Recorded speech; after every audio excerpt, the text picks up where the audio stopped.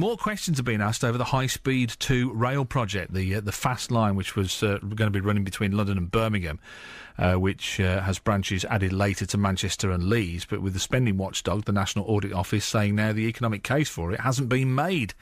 The managing editor of Rail News, Sim Harris, says that he doesn't think the report is going to put a halt to the scheme, though. This is a serious debate. It is a row, and I think it'll have to play out over the next few days. But I don't see HS2 not going ahead. This isn't a showstopper.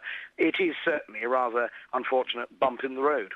He also says, or is it a bump in the rails, he also says that whilst anti-HS2 groups might take confidence from this report, he's not been convinced that their arguments have been well thought out from the outset. They have tended in the past to seize on certain aspects and certain arguments and ignore others, and sometimes they've, I feel, put out of context some of the arguments against the scheme, but it has given a boost to the anti-HS2 lobby, and it has put the department in a difficult position.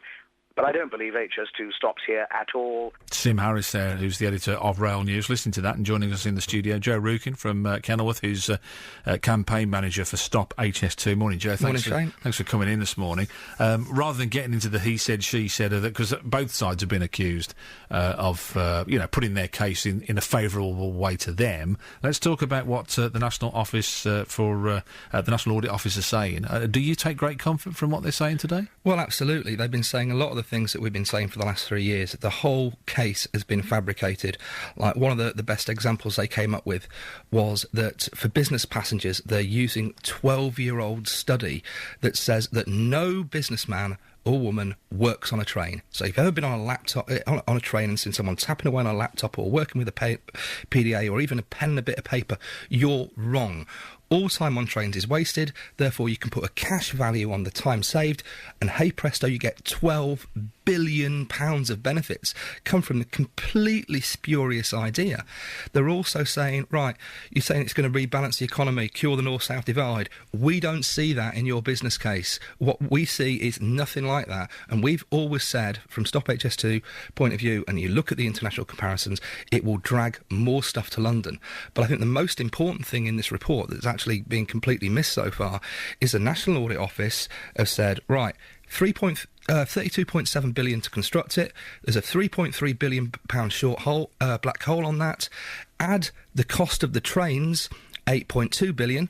That brings you up to 44. And of course, they're saying, you haven't put VAT on this. And saying, with the Department for Transport, do we have to pay VAT? Yeah, you do, and you probably won't be able to reclaim it either. Oh, right. So what's that put the bill as? £53 billion is where we now are. Not 33, 53. But in terms of, I don't know if you heard, I think you were busy at the time, but the Rail Minister was joining us earlier, the Department of Transport. They're saying that, well, we don't recognise these figures that the NAO are using. So it's the same argument that you're having in reverse, isn't it, really? No, I was listening You're saying they don't recognise their figures, and they're saying, well, I don't recognise the NAO's figures. Well, this is the thing. It's unbelievable, really. I was listening to that in the car on the way in, and I have never heard such condescending drivel. So basically, right, this is the National Audit Office, the independent public spending watchdog, right? If you are not going to listen to them, what is the point? What is the point of having them? They are saying that you've got this completely wrong. These are the auditors, these are the accountants. These aren't the, fly-by-night politicians. These are serious people who've produced a serious report into this and have just completely trashed the case for HS2. And the politicians saying, oh, National Audit Office, who are you?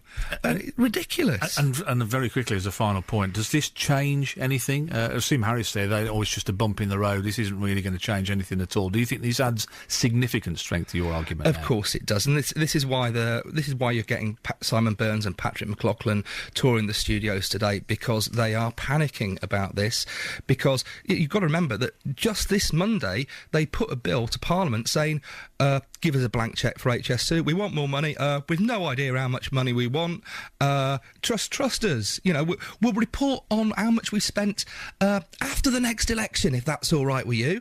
And MPs have got to be scratching their heads and saying, hang on, am I really going to vote for this? National Audit Office, Public Accounts Committee, you've got to listen to them.